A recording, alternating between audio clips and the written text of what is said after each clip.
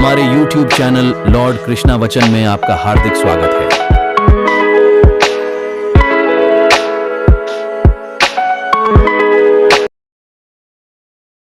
विवादों से बचने और मन को शांत रखने के लिए सबसे पहले करें इस चीज को बंद।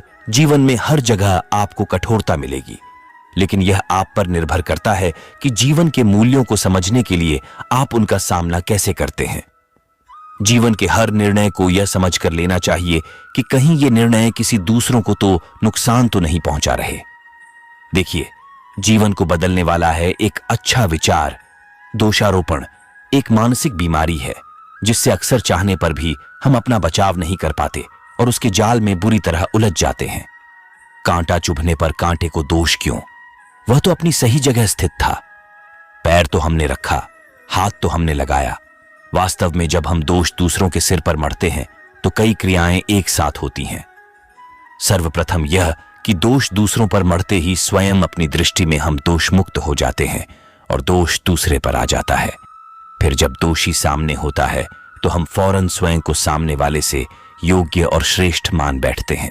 याद रखने की बात यह है कि योग्यता और श्रेष्ठता दूसरों में दोष नहीं ढूंढती, बल्कि अपने दोषों को तलाशती है, खुले दिल से स्वीकार करती है।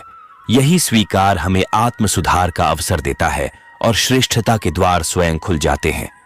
दूसरों को या परिस्थितियों को दोष देना जिम्मेदारी नहीं लेने का एक आसान तरीका है।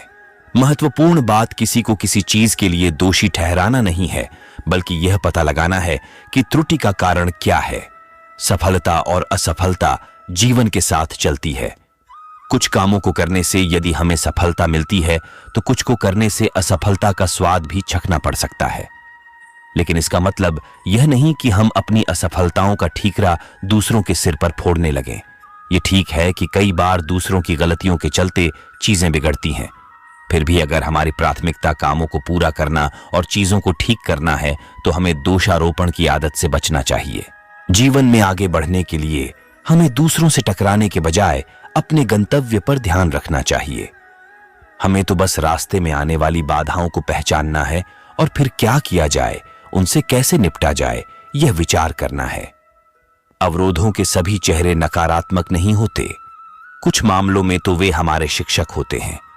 अगर हमें लगता है किसी का व्यवहार हमारे प्रति अनुचित है तो तुरंत ही इस निष्कर्ष पर नहीं पहुंच जाना चाहिए कि सारा दोष उसी का है।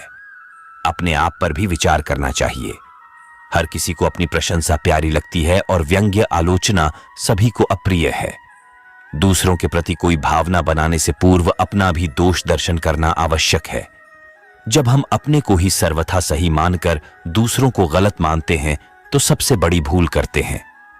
इससे सच्चाई ढंक जाती है और विवाद बढ़ने लगते हैं।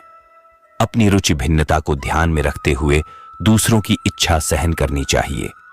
जब कभी ऐसी स्थिति आती है कि दूसरों की इच्छा के लिए हमें अपनी अभिरुचि का दमन करना पड़ जाता है, तब सामने वाले पर हमारी इस सद्भावना का सकारात्मक प्रभाव पड़ता है। वह हमारी इच्छाओं को प्राथमिकता देना प्रारंभ कर देता है। एक बार हमारे मन में यह बात बैठ जाए कि दोषी हम भी हो सकते हैं तो मित्रों संबंधियों से होने वाले विवादों में अपने आप बहुत कमी आ जाती है। राधे कृष्ण। आप सभी से अनुरोध है कि वीडियो को लाइक करें और चैनल को सब्सक्राइब जरूर करें।